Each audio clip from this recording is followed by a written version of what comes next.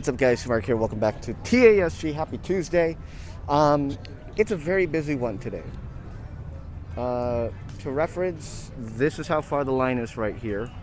I walked the 20 minutes from the main parking lot down at Simba, basically right behind the Mickey and Friends, between the Paradise Pier Hotel.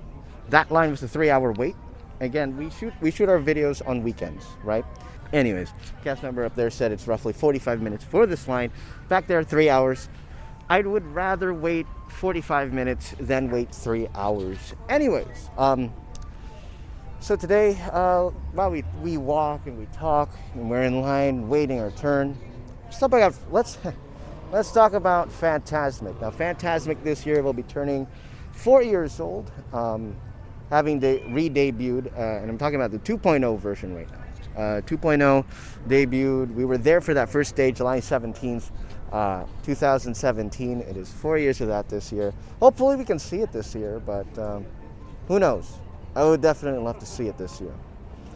And, really thinking about it, it's been a very interesting history. So next year is going to be its 30th anniversary. It debuted originally in 1992, the original show. And so many things have changed, with spawning two additional versions of Fantasmic, one overseas and one in Orlando. That one, 1998 and 2011, two other versions. And I will say nothing, and I mean nothing, compares to the original version that we have. It's a very interesting one. The original version 2.0. Kind of a strange thing to say, but as much as I enjoyed the original show, the one that lasted 92 to 2016, 2017 is just so much colorful, so much better than what they had originally. Now, I will say that this 2.0 is miles better than in Orlando and in Tokyo. And Tokyo is just very interesting because it basically goes far and away from what Fantasmic is. That in the beginning I didn't consider it as Fantasmic. It was that strayed away from the original show. But eventually I came to terms that this is an interesting interpretation of Fantasmic, and that's the way that I think about it as such. The show here in California closed in 2016 in order to accommodate Galaxy's Edge's construction. That lasted for about a year. 2016 came back for the anniversary day. Meanwhile, in Orlando, no changes, virtually no changes. In 2009, we got a brand new dragon, a full-size dragon, and that dragon,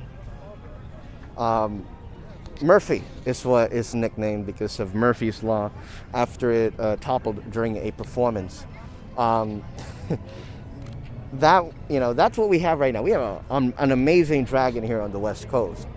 You go watch the show in Orlando, and you got the dragon head on sticks. It doesn't look nearly as good. Speaking of some things that don't look as good, Steamboat Willie, the finale boat. We got the Mark Twain. We can fit as many characters as we can, and even with social distancing, if they ever do bring the show back, when they do bring the show back, we can still fit more characters socially distant than characters in Orlando. That's interesting, and that makes our show significantly better. Miles better.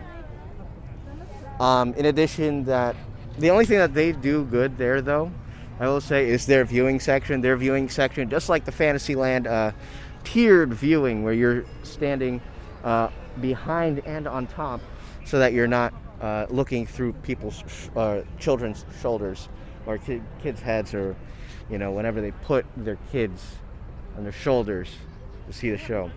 It's interesting that Tokyo doesn't do that because they'll just politely sit down. So that's one way that Tokyo's version is far superior than the American version of Fantasmic. Unfortunately, though, Tokyo's about at the end of February last year closed because of the pandemic. It was already scheduled to close in March, but because of the pandemic, they ended up closing just about a year ago this month. So there's only now 2 Fantasmics, and with the Walt Disney World version rumored to be back, it's gonna be still a long time until we can see it here in Anaheim. But for now, I've barely moved a few feet, went around. That's how busy it is today. Let me tell you, if you're ever here, if you're ever visiting downtown Disney, yeah, you could park at the main parking lot, but park at the main parking lot. That's a base $10. Don't park at the Anaheim Hotel. Yeah, you're parking closer, but that's $25. Don't do that. Don't be a schmuck. Don't park there. Garden Walk is a little bit iffy because that's $3 an hour, but you get the first hour for free. But if you're here for like 5 to 6 hours, that's when things get a little bit more expensive than the downtown Disney parking price of $10. It is worth the 20-minute walk. Anyways, guys, I'm Mark Canape. Thank you for watching. We'll see you guys on Thursday for TASG Thursdays.